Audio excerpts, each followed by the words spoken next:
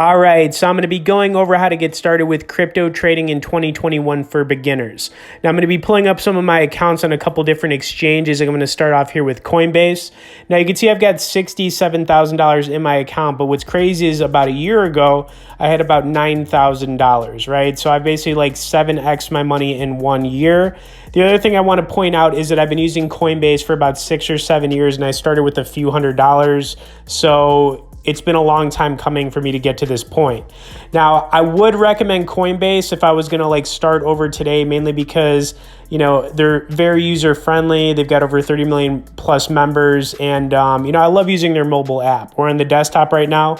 But I'd also stick with the 3 coins I'm going to be going over to get started with. This isn't financial advice, but I would definitely buy some Ethereum. You know, it's the second most popular coin, and it's a good long-term investment. You know what I mean? So if you're not going to be trading right away when you get started, so you're going to want to just like get a feel for, you know, how this all works. I'd also buy some Bitcoin Cash.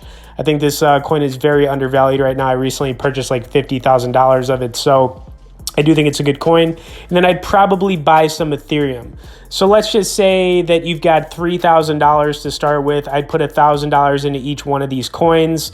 The next thing I would do is get familiar with some of the top crypto coins. Now, you could do this on coinmarketcap.com. I would look at the top 30 coins here and start like researching them, getting familiar with them, because honestly, like the more knowledge you have about some of the different coins out there, especially some of the top cryptos, you know, the better you're going to get at understanding, you know, how prices kind of work and if some of these projects have a future, right?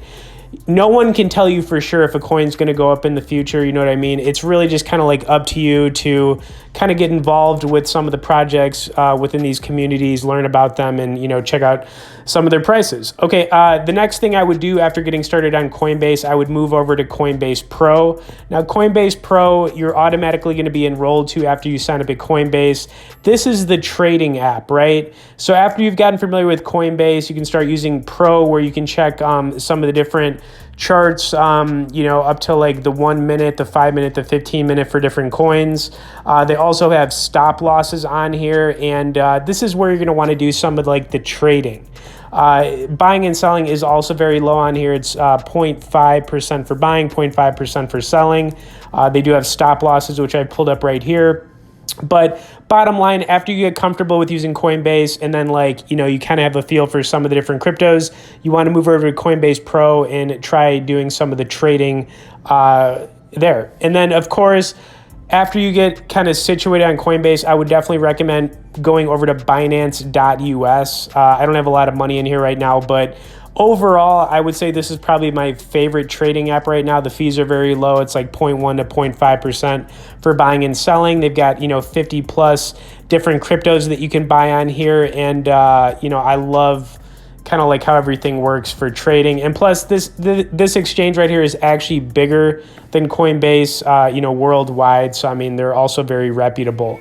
Now, once you kind of have yourself set up, what I would recommend doing and how I've actually grown my account on these exchanges is what's called swing trading. So swing trading is basically where you kind of like buy in on dips. You know, I'm going to pull up Ethereum as an example here, right? So Ethereum right now is up a lot for the year, but if we pull up like the 1 month on it, you can see that there are points where it just dumps, right?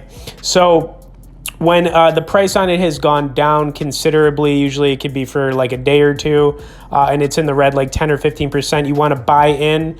And then, you know, when it recovers and starts to go up like 5 or 6%, you then want to sell, take the profit, you know, and then kind of like rinse and repeat this process. Now, swing trading is super powerful. And, you know, if you're somebody who wants to actually like trade and not just like long-term hold coins that you buy, then you're going to have to get, you know, familiar with swing trading. Anyways, hope this helps you guys out. You know, I was thinking about it the other day. If I had to get started all over again, and if I was a beginner, this is exactly what I would do. Okay, if you could also smash the like button on this video if you want to get started on any of these exchanges. I'll have some bonus and sign up links in both the description and comments. Thanks for watching, and we'll see you in the next crypto video.